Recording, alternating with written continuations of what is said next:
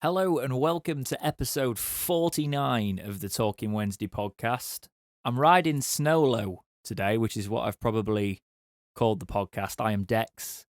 As always, I'm here, but unlike always, I'm not joined by Punk Chef 41 today. We've decided to do a couple of solo episodes in this gap over Christmas, New Year, that break, just to basically ease my schedule a little bit, in fairness, and just give me a bit of time off, just to not have full time off, because I'll be honest, I'm recording this on the 29th, so we are still taking time in there, but just the process of the normal podcast slows down a little bit. But I am one of those people that some people don't get to take time off, they can't take the time off, they're still going to work, and they feel a little bit lost at this time of year in terms of, well, I'm back at work, I'm in essential employment.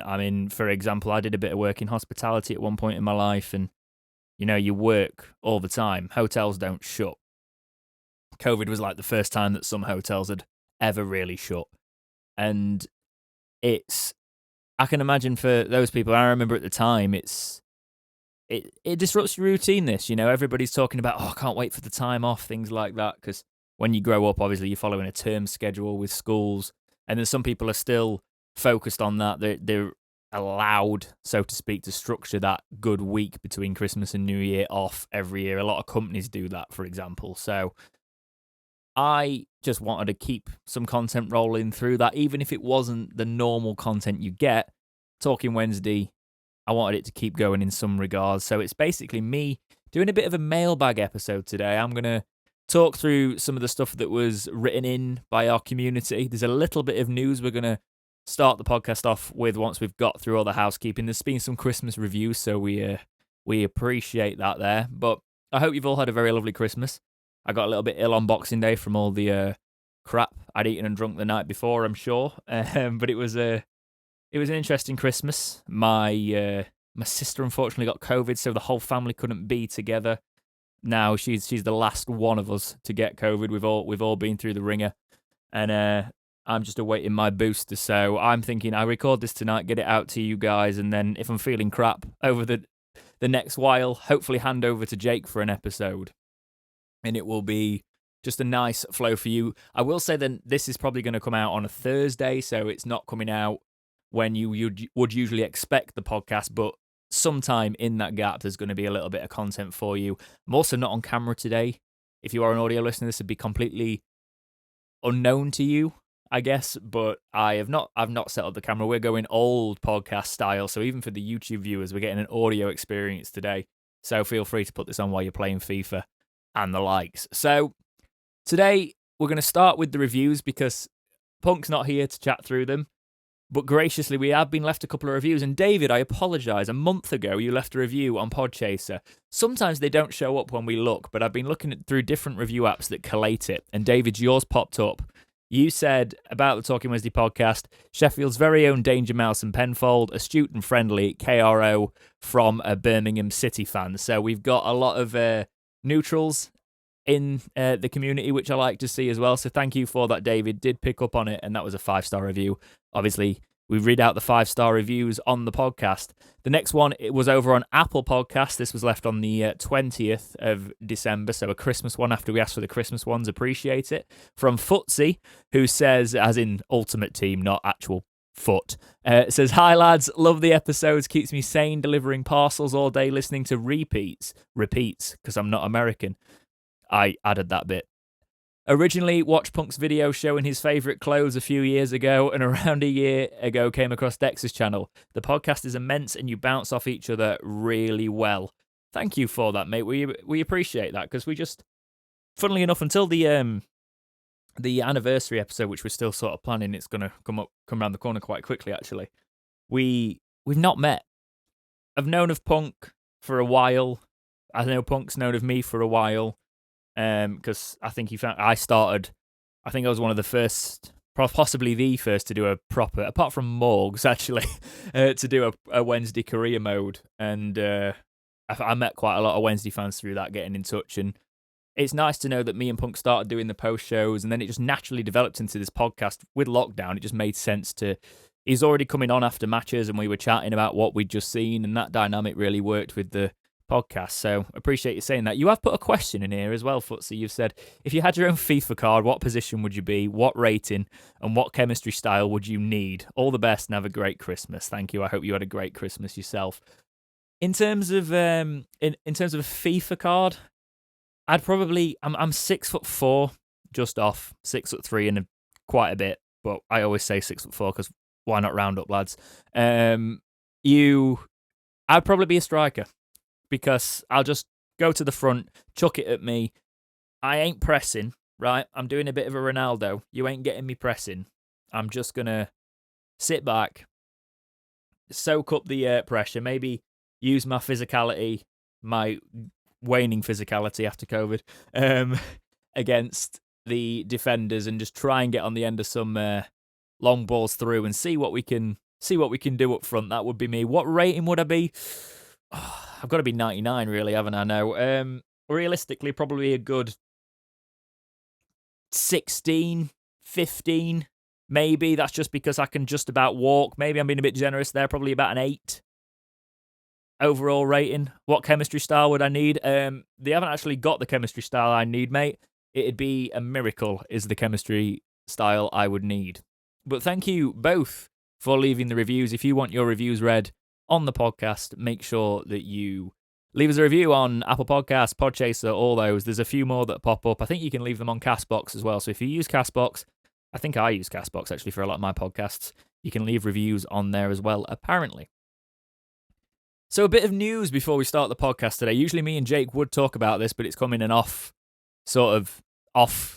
not off season, but, you know, the time where we're not recording. But Wednesday actually been linked with a striker, and I wasn't going to keep this podcast topical because it's going to be a random episode, but I think it needs talking about because January's coming up. There's going to be a lot of talk in the Talking Wednesday podcast when we're obviously back and we're chatting together about new signings and things like this. But this signing here from Football League World, Sporting Gijon striker Uros Drudjevic, right, there's no one here to mock my pronunciation today, is attracting attention from Barnsley, Ipswich Town, Millwall, Rotherham United and Sheffield Wednesday ahead of the January transfer window.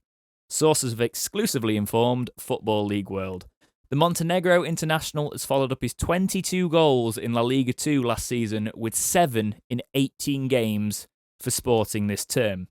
The striker has scored goals across Europe, featuring for sides in the Netherlands, Serbia, Italy and Greece before moving to Spain, but it is thought his physical style of play would make him a very good fit for English football. Sources have exclusively revealed to Football League World, again, that Barnsley, Ipswich, Millwall, Wednesday and Rotherham are all interested in Drudjevic, who has been offered to a number of different English clubs. Football League World understands that Sporting are keen to keep hold of the 27-year-old, whose current deal runs until 2023, but the Spanish club will find it hard to resist any reasonable offers for him. End quote. So there's a bit more in the article there. However, there's a few red flags to this in terms of Wednesday's situation, but there is also some potential workarounds. The red flags would be, obviously, Barnsley are in a higher division than us. Millwall potentially a better prospect at the minute if you're looking at where he wants to go for the football. But then you look at the stature of the clubs, Wednesday are up there, you could see it. The big problem for Wednesday is he's in contract. And this hasn't always been an issue. We've seen with George Byers, we've seen, I think it was just George Byers. No, there was definitely another one. But we managed to get him on a free, even though he was under contract. And the thing about Byers is they've got a big sell on him, and he's gone for free. And we've managed to do deals like that because Wednesday is still sort of under that soft embargo. We can't pay transfer fees for players. There's never been any real thing that came out, as far as I'm aware, if I can recall rightly, whether that's actually been imposed by the EFL or it's sort of sanctioned by Chancery to keep us from being in financial difficulties. Obviously, we've got a lot of turnover from being a championship club, and we've not fully shed that wage bill, even though we have significantly reduced it. But that aside, we can't sign players. It's basically we can't sign players at the minute, and that is a big stumbling block when you are competing with clubs for a player.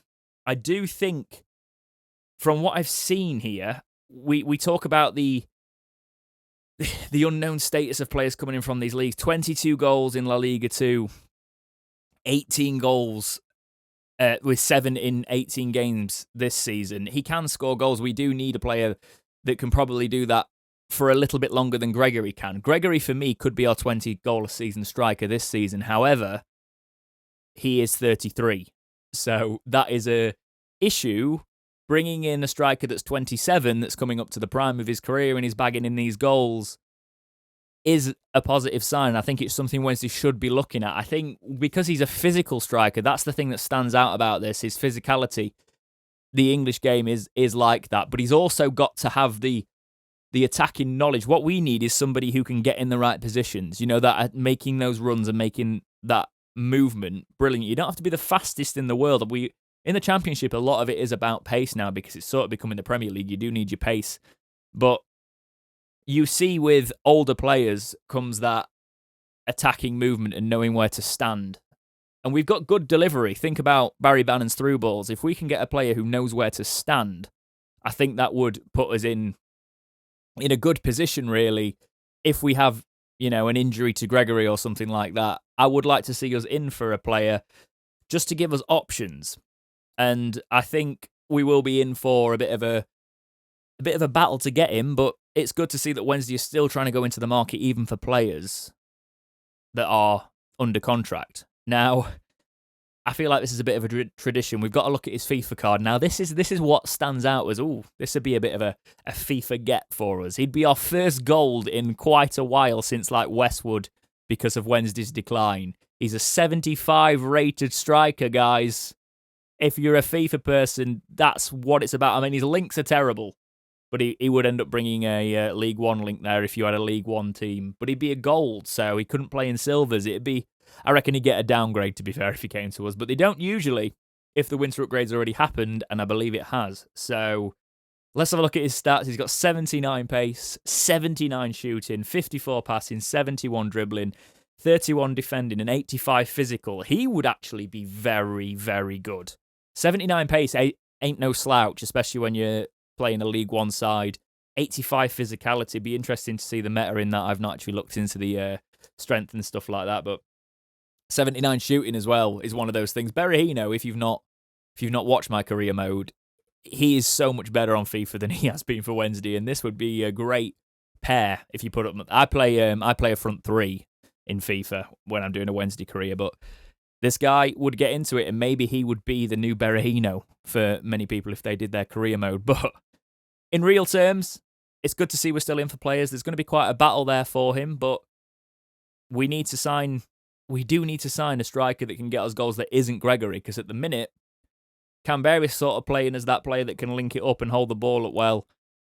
But we're not really playing him as the striker, sort of a shadow striker role sometimes for him. Would Derjevic be that player that we can bring in if Gregory gets a knock or something? We'll see what happens.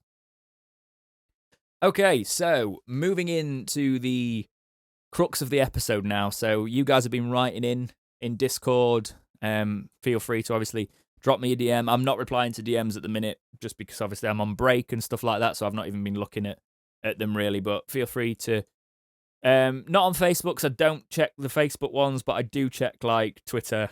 Twitter's pretty much the one to DM us on, or just tweet at us what's the link and I'll drop a DM or something for the Discord if you want to be involved. Community tab is another way we've got this. The first one is from the Discord, from Dave Jones. What's your favourite Christmas song? Starting off in a true Talking Wednesday fashion here in terms of the write-ins. Now, this is a big debate in this country, really, isn't it? You see, I used to like the classic bangers. I used to like the Pogues, things like that. And I don't know if it's because I used to like Slade. Paul McCartney's got a bit of a banger, hasn't he, for Christmas? Those big ones. Band-Aid, I've gone well off it as I've got older. But I think this is really cringy. Right, and Soph wonders this, but there's just something about the bass line in the song Christmas Rapping. That really, is it the female pop group? I don't really know exactly, but it's kind of got that. It's the Merry Christmas, with all the I believe it's trumpets made to sound like sax, or it might be sax, because now I'm trying to play it in my head. But yeah, that has just got a hook to it that gets me, and I think in recent years that's become one of my favourite Christmas songs. So quite a controversial opinion out there, but Dave, I think that's where I'm going to go with it. Thank you for writing in. The next one is from Tom in the Discord, says, for a Christmas-themed random one, how about you build your ideal Christmas dinner now? Now, I wanted to alter this a little bit. Actually, no, I won't. We'll go for it. So it's got to have sprouts. Usually, we go ham, gammon, but properly glazed. You got to do it right, and you got to soak it beforehand. We go for a turkey crown nowadays, rather than messing about with the whole turkey. And we sometimes have a beef joint. They're the meats. I'm privy to some parsnips. I'll go for that. We usually go for sort of a Swede and carrot mix rather than the veg. But I do tend to cook the ham and that in carrots and things. So there will be sort of really, really nicely sat vegetables that have been sat in that broth sort of thing. So that's quite a nice one. You've got to get your roasts in there. I am a believer of Yorkshire puddings on a Christmas dinner, and I'm sorry, that's just the way. You have it on your Sunday dinner, you have it on your Christmas dinner, and they're a little bit special. My friend's a butcher. We get all our stuff from him. He's got these really the bacon. You know what a butcher shop's like. Bacon, sausages. They're all great. So we get the individual sausages and the bacon, big like tomato ones, and we wrap them in the bacon, and they are just elite pigs in blankets. You make your proper ones rather than the tiny little ones. I know the tiny little ones are all right for bite size, but come on, you might as well do the proper ones. And that good gravy. Make sure that you mix. You can mix granules and the stuff from the turkey. I don't want to say the word on podcast. I'm not saying that word, but you know the leftover. Oh, I'm not saying it. The leftover remnants of the turkey, what you've cooked it in, you can put in the gravy. You can do different mixes like that, and I'm privy to a bit of that. I'm just trying to think now. I'm trying to visualize the plate in my head. I don't think I've missed anything there. Stuffing, sorry, stuffing's a big thing. You can't miss the stuffing. I really like stuffing. But yeah, that's the way to go. And then as I've got older, probably got a bit more posh, and I've developed into Christmas cheese. And that's just dangerous. Completely dangerous. Right. Last one of these before we start talking a bit of football, but it wouldn't be Christmas without them. David Lewis wrote in on YouTube and said, the tea review you did was good. I like that you remember it. Do you think you may do any more similar things, maybe with punk? Probably not with punk, but that's this channel. That's kind of been what I do on this channel, stuff like that. This year's been difficult because since, I don't know, like August, I've been working quite heavily with the 6-day weeks and that. So I've not been able to do as much silly stuff. Last year, like I brewed beer at Christmas and things like that. I've always thought that is how I'd want my channel to be. I would want to do a podcast talking about football, doing the serious stuff, but then just being able to make stupid videos that I like on my channel. Because, you know, there is a core of you that really enjoy it. I'm not big enough as a channel for that to be my life, but there is people that have that privilege, and if I ever got that privilege, it'd be amazing. But I am still going to do stuff like that from time to time. I'm a little bit silly in that way. I like to make silly things, so it would be something that I would be up for doing again. No doubt about that, really. David, we also have got some of your more serious questions in later, but we will go for that one for now. So we'll go into the Wednesday talk, 'cause it is the Talking Wednesday podcast, believe it or not. Hoot Dog writes in and goes, perfect present for a Wednesday fan. What present should you Wednesday ask for? Have they been good enough to get a present this year? So there's quite a few questions in this one, Hoot Dog. Perfect present for a Wednesday fan. Now, I got a really nice jacket from Soph. She'd been on the store, and I didn't even know it existed, but it's not even got the crest. It's just got the owl, and it's like a nice little grey jacket. I quite enjoyed that. I'll show it on the podcast at some point, I'm sure. But it's not one of the training ones, I don't think. It's just an actual like hooded jacket, that a zip up hoodie basically, that's just just good quality, and it's nice to see something like that from the store. I think I like things that are a bit more sleek. I don't really like football shirts. I don't like how they sit.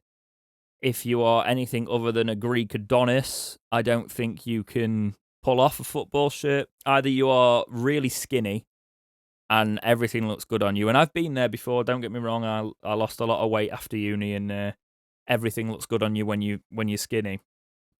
But once you sort of like, you either go in a bulk or something like that, all you have to do is have a down day, and a football shirt will absolutely just stitch you up. So I like more football related stuff that's a little bit more vague and a little bit more not in your face. Oh, this is a good football product. I don't look like I'm a massive child wearing my football shirt and full kit, so and all of that. Yeah, I like more discreet stuff, and there's been some really nice watches in the past. Anything that's not overtly football related but is Wednesday related, I really like. So if we're talking about what present should Wednesday ask for, some stability, I think that would be the thing. A lot of people were calling for Moore's Head for a while. We are 12 unbeaten, but I think we definitely should just ask for some stability and progress, really. Have they been good enough to get a present this year? I mean, this is sounding a little bit saucier now, Hoot Dog. I'm not going to lie, you're going down that path.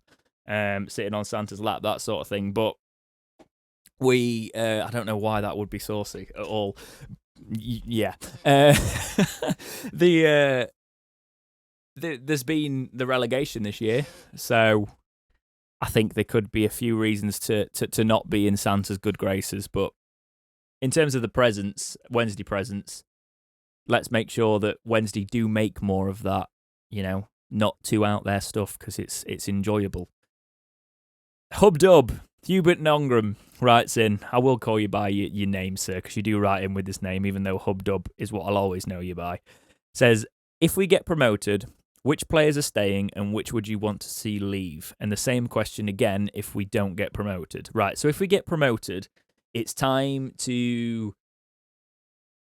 We don't so much need our older heads anymore. So obviously we've had issues with Hutchinson. He came back, but I think Hutchinson would be one of the first out the door.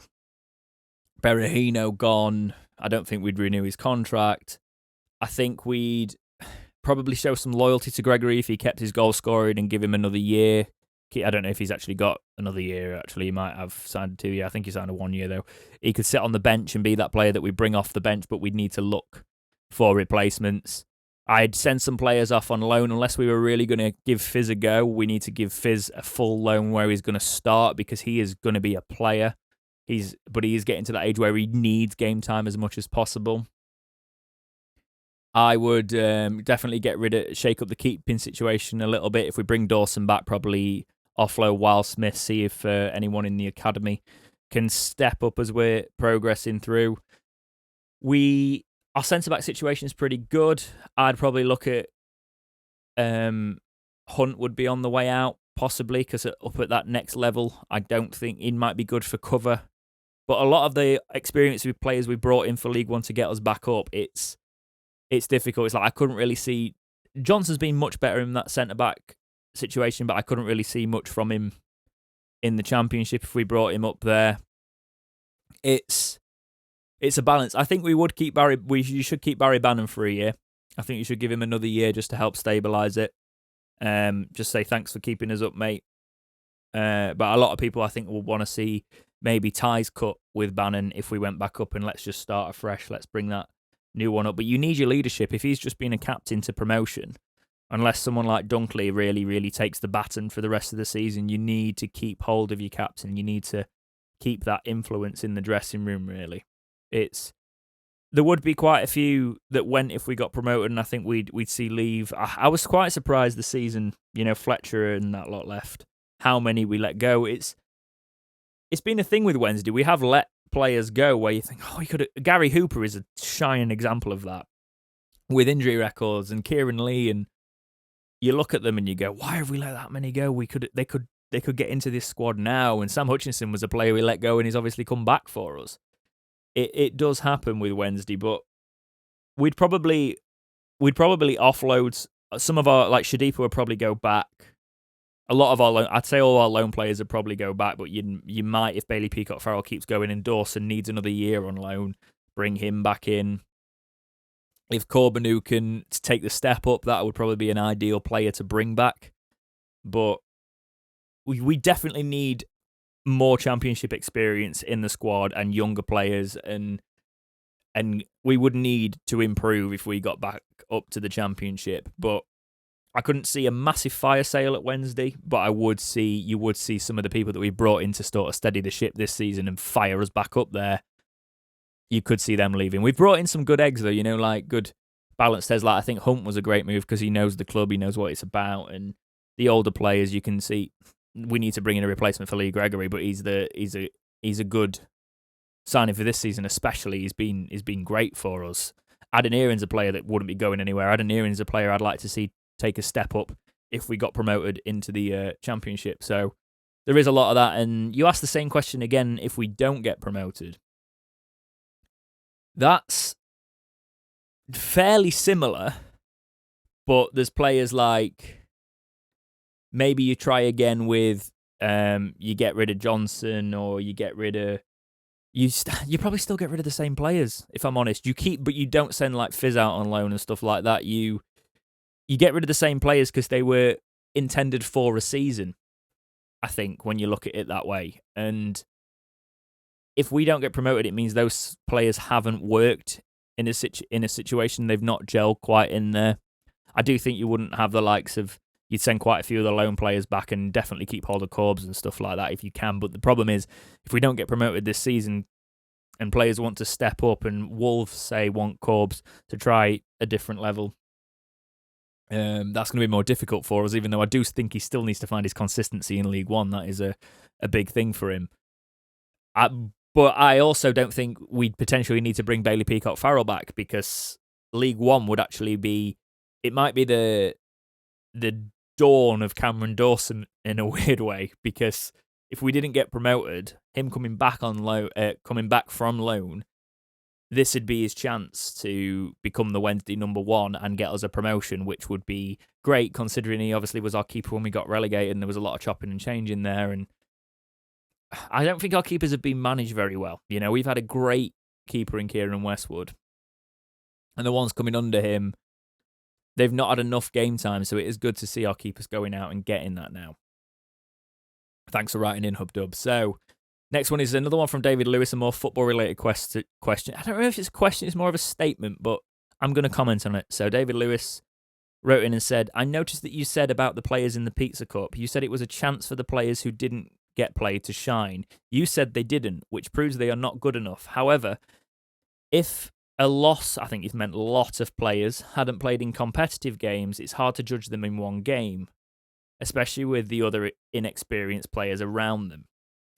I get what you're saying here, David, because you're saying they've only had one game at a competitive level, but it was against Hartlepool, and I'm not taking anything away against Hartlepool, but these players are the players that are knocking on the door for League One level. They want to be in a side that has got ambitions to get promoted, an automatic promotion, right? That was the ambition for Wednesday this season. That's what all they were saying. They were saying they wanted to win the league, right? If they can't come in and put a shift in against Hartlepool in the Pizza Cup, and they get battered 3-0 and the heads drop, it's a bit embarrassing, really. So I think that is maybe not in terms of actually seeing what they can do, because there were players that came on in that game. Bannon came on in that game. The players that didn't give up, the players that Corbin who played, obviously, and you saw players that put a shift in that deserved to be in the place. But there was players that thought, oh, we're getting a try in this, and they messed up in the Pizza Cup, right? It was their attitude more than anything of like, oh, we really want to play. We're knocking on the gaffer's door, and we aren't going to put a full shift in, because it was more about they didn't really put a shift in against Hartlepool. It was like, oh, do we really even need to be in this competition? We're playing in the Papa John's Trophy, for Christ's sake. And for me, they didn't perform to the level that Sheffield Wednesday tolerate or accept, and got knocked out, And that was more my statement on that. I thought that they can't come round and be banging on Darren Moore's door going, you need to play me, gaffer, and then perform like that when they got the opportunity, David. So that was more my stance on that one. The next question is from S Billard1, who says, if you download the latest updates on FIFA 22 Kickoff Mode, Bannon has become a 75 rated, Bailey Peacock-Farrell has become 74, but Big P has been degraded to a 64. What do you think about that? Keep up the good work and have a happy new year. We're all Wednesday, aren't we? Do you know what? I've noticed this because I was playing some Kickoff when I went to my friends around Christmas. Bannon is up to 75 again. I was like, what's going on here? Bailey Peacock-Farrell 74, as you said.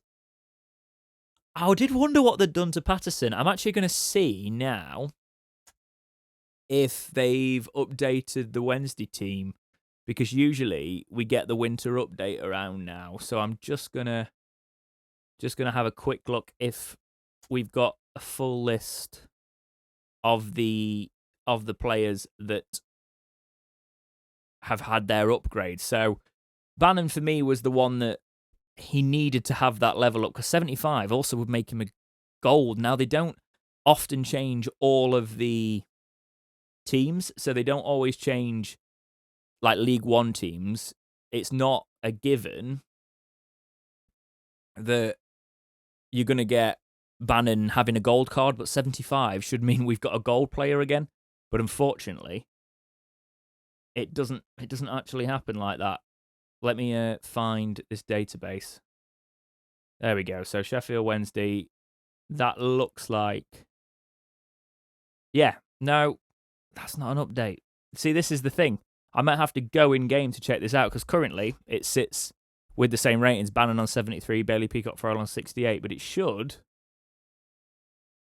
actually say our update, because this says December 20th, 2021. Maybe they've not updated it. Maybe they've even put the form in since this.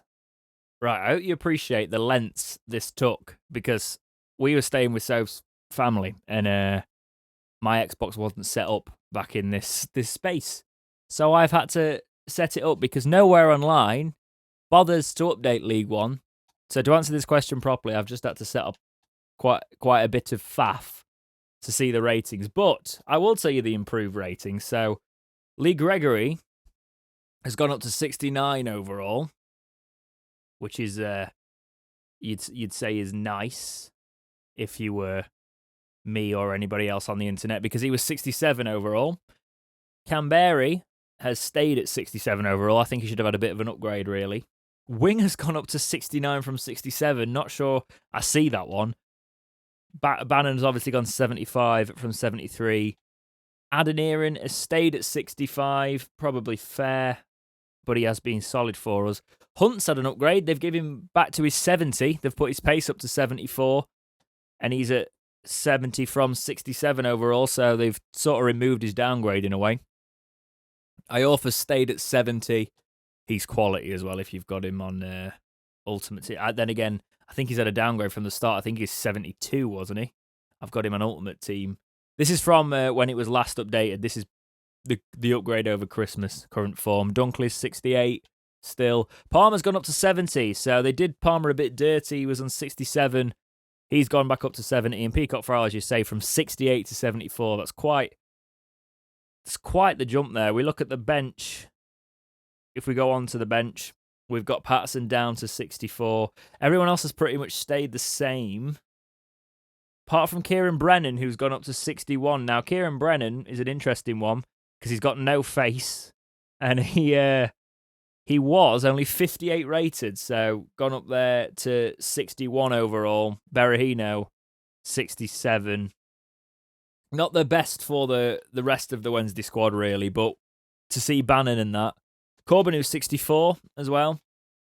You know, to see them get some decent ratings mid-game, it's hopeful that there'll be an upgrade to Ultimate Team. Oh, we just want an inform. I'm actually playing this Ultimate Team a little bit more. I'm probably going to do my first FUT Champions soon, because I don't really play it. I don't get much time at the weekend, but because we're taking this time, I'll delve in, because I've got quite good online. I'm all right. I can score the odd goal, so I think I might jump back in there. But yeah, from a Wednesday perspective, it's good to see. And to answer your question there, I had to do a lot of faff, so I hope you appreciate it. But it's the season, isn't it? So why not? Thank you, S. Billard. So Maple Leaf writes a couple of times in on the Discord. First to Dex and Jake. I think he wants this for a future podcast, but I'm doing it now. He says, I've been thinking about the future of officiating in football. In the United States, we have a shortage of referees for children's sports due to abuse by parents and players. In some places, entire groups of referees have walked out, leaving leagues with no officials. It would seem here that the concept of respect and appreciation for those that give their time to support athletics is waning. It is through these lower levels that our future referees are groomed, and so one can expect that the future of quality of referees will diminish across all sports. Do you see the same phenomenon in the UK? If not, is it just a matter of time, or is the culture there different enough to not lead out the same result? If yes, are you equally worried, and why do you do you think there is anything that can be done about it? My friend Maple Leaf, in the UK, refs have always been abused quite heavily. Even at, those grassroots level, even kids football, parents will belt the referees all the time because there's in football and arts, I've done both, right? Football and the arts, the pushy parents are out there. They are out there, they exist, they are living their full life through their children in a lot of ways. It's becoming less common, but it's still very prevalent.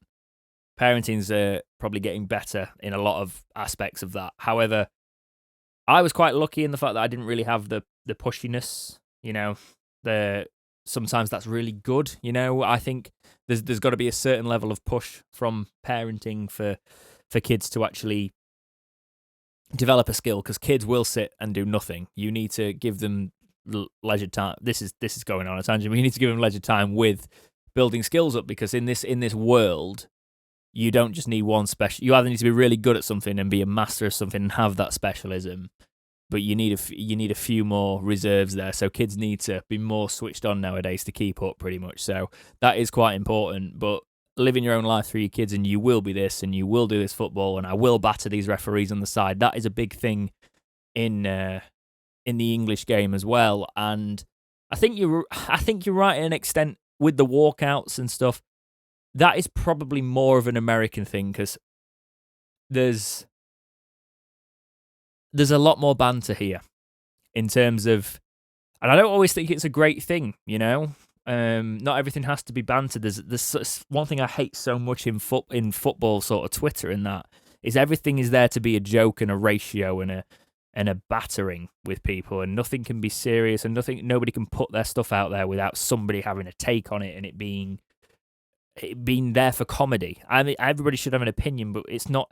It's always sort of like the big scale of it is appeasing the lowest common denominator and getting the cheap laughs, and there's always that side of it. And I think that side of banter's not brilliant in the football sphere, so it's not surprising to see it when you come from sort of like the grassroots level of referees. They're the people that get the abuse, because they are the people that are controlling the game. And if you've got kids and you don't agree with the decision against your kid, you're going to batter that referee a little bit. And no, it's not great.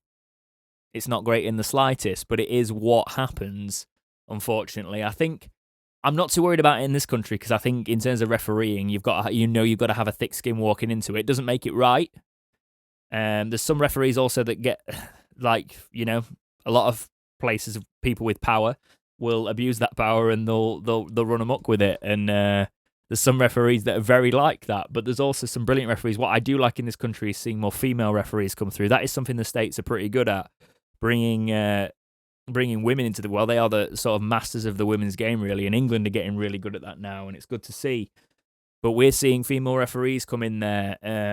I will say we still need to do more. We definitely need to do more with the what annoys me about, the reaction of men to some female officials is they go out their way, and I get they're trying, but they go out their way to say sort of like, oh, well, you wouldn't have even noticed she'd had a great game. You wouldn't even notice she was a woman, really, because she's had a great game. But when people say that, I'm like, yeah, I know, but you'd be the first to say, not always, but a lot of people would be the first to say, oh, she's a woman, she doesn't know anything about football with all that, if she made a call you disagreed with and things like that. And I think we just need to take that out. It doesn't matter the gender of the officials. That's going to take a little bit more time in the English game, I think, because unfortunately, there is a lot of that in it, and I think it needs to filter out. But I do love to see more women involved with the men's game, because it might be the men's team, but it's not a game that belongs to the men.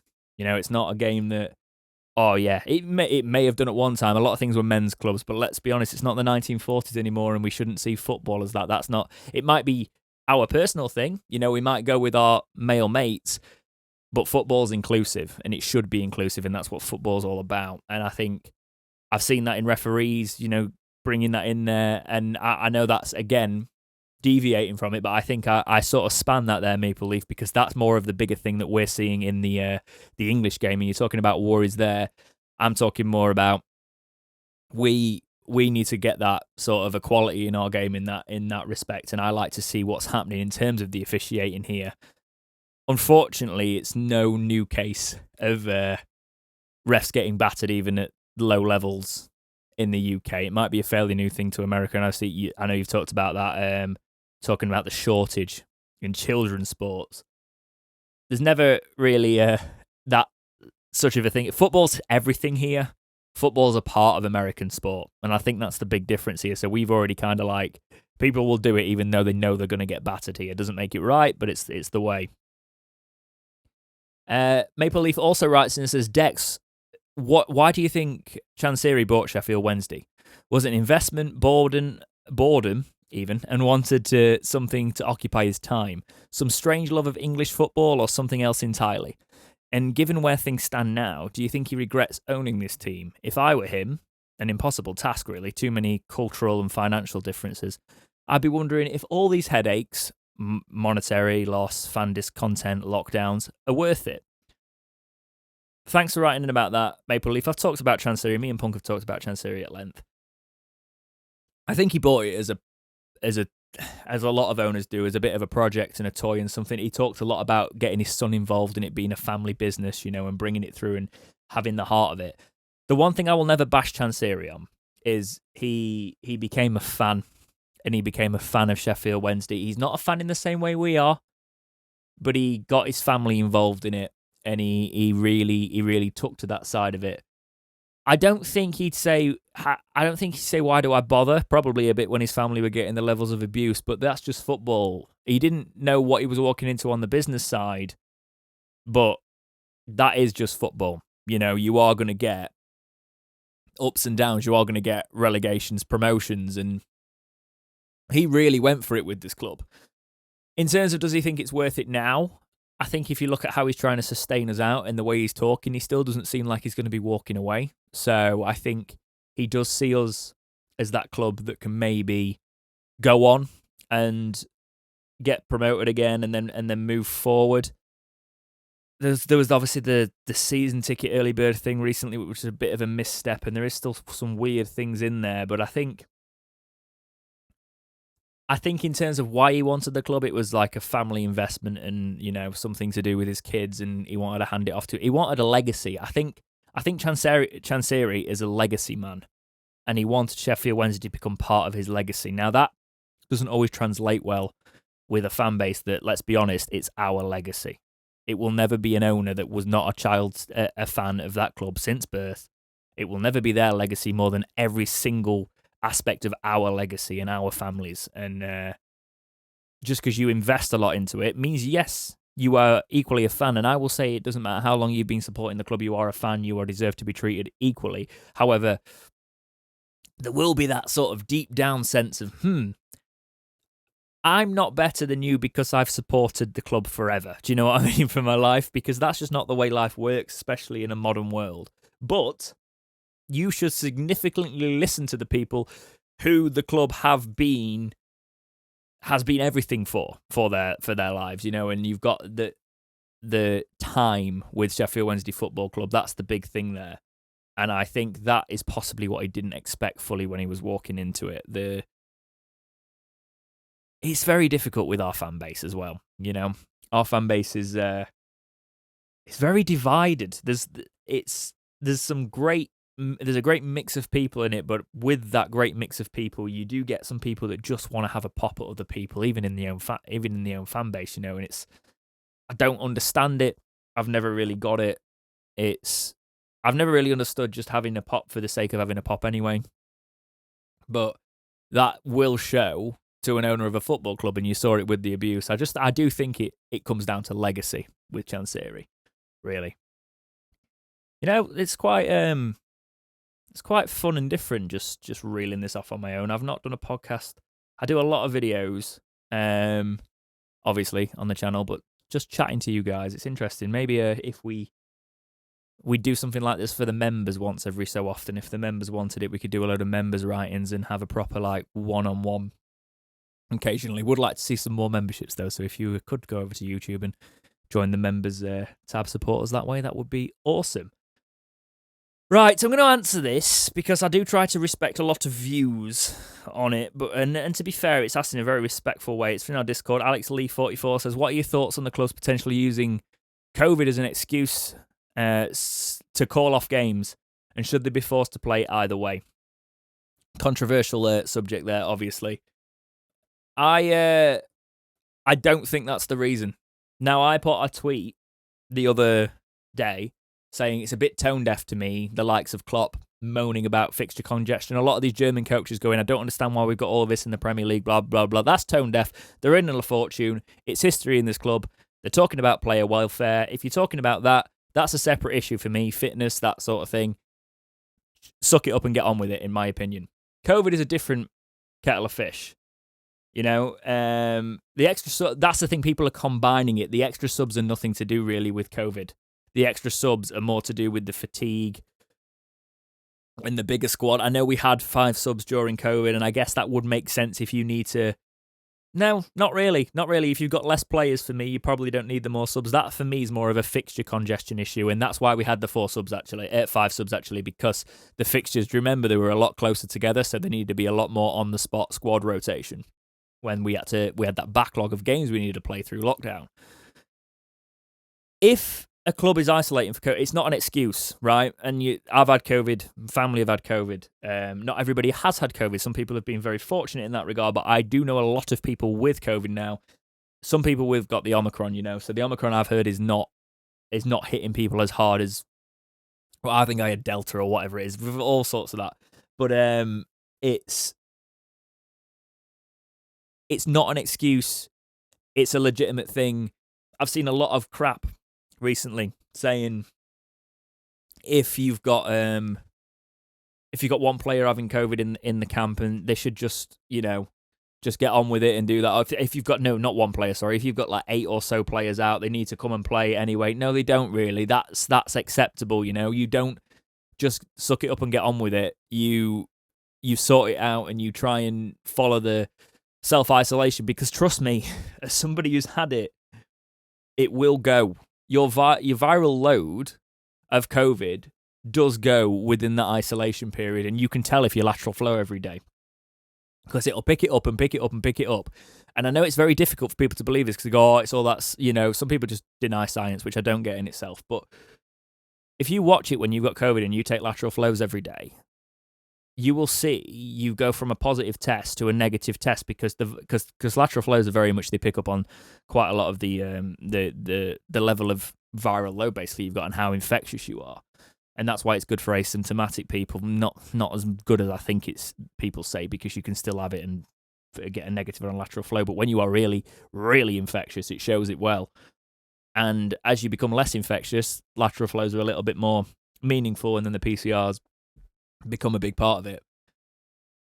I think they're doing the right thing with COVID. I think people are combining these issues of Premier League moaning with fixture congestion a little bit too much here. So I do think, mate, in all honesty, COVID is a valid excuse to postpone games. It's something that we're having to deal with now. I do think as more people are vaccinated and boosted, I do think it's a case of, right, that player's got COVID. It's still a little bit too infectious at the minute. Remember, it's not about the players being healthy and just get on with it and play with COVID. Those players have got you spread it around a squad. They've got to go home to their families. It's the chain events that get overlooked, right? And it's the people on the fringes that are the most vulnerable that we don't think about. Because, right, I fully understand when people go, oh, well, they're all healthy, they'll all survive it anyway. Yes, probably, right? A few of them might not. A few of them might have underlying issues that they don't know about, underlying heart conditions, things like that, stuff that will not go well with COVID. But most of them, fit and healthy, they'll be absolutely fine, right? They'll feel a bit crap for a while and they'll be absolutely fine. But say they've got a family member, they're asymptomatic COVID, right? And they go and see their grandparents and they give them COVID. That's the big thing. And I think I'm going to crack down on the COVID talk a little bit. We try to keep it out of the Discord it's not about that, right? We don't want that sort of chat. I'm all for opinions, and this was a topic, so I spoke about it as a topic. And I think you were perfectly well within your rights to write in about it, Alex Lee, because it's a very good question. But I think we just need to separate COVID postponements from fixture congestions postponements, because it's Christmas when a German manager in the Premier League starts moaning about English football over Christmas and the rest games and needing to use the squad. These people, they've got under 23s that play in the Pizza Cup, the same level as Wednesday, and they're moaning about not having big enough squads. Chelsea, who have got about 40-odd players out on loan, who are moaning about fixture congestion. Just get a grip. That's a completely different kettle of fish, in my opinion. But yes, I think that's going to be it for this week's Talking Wednesday. I hope you've all had a very lovely Christmas and you are looking forward to the new year and you can do it right. I'm not one of those that really drinks that much on New Year. I probably will drink, but I don't drink to excess, because once you wake up hungover a few too many times on New Year's, it takes the shine off a brand new year if you wake up. I know a lot of people used to say you sort of wake up on your arse and it's all up from here. And if you are living that life, fair play to you. And I hope you have a lovely new year. But I am going to try and wake up brighter on New Year's and see how it all goes. But yes, it's been great to chat to you all.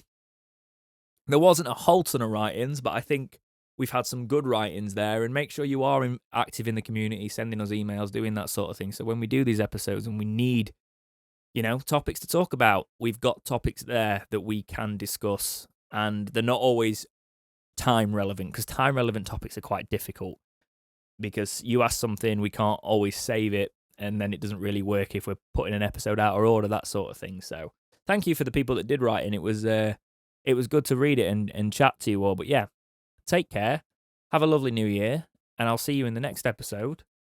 Maybe not, actually. It might be Jake, but somebody will see you in the next episode of Talking Wednesday.